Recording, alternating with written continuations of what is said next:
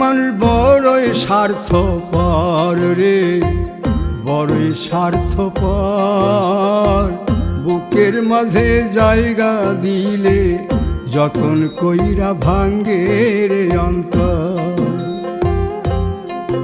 মানুষ বড়ই স্বার্থপর রে, বড়ই স্বার্থপর। বুকের মাঝে জায়গা দিলে যতন কইরা ভাঙ্গে রে অন্তর।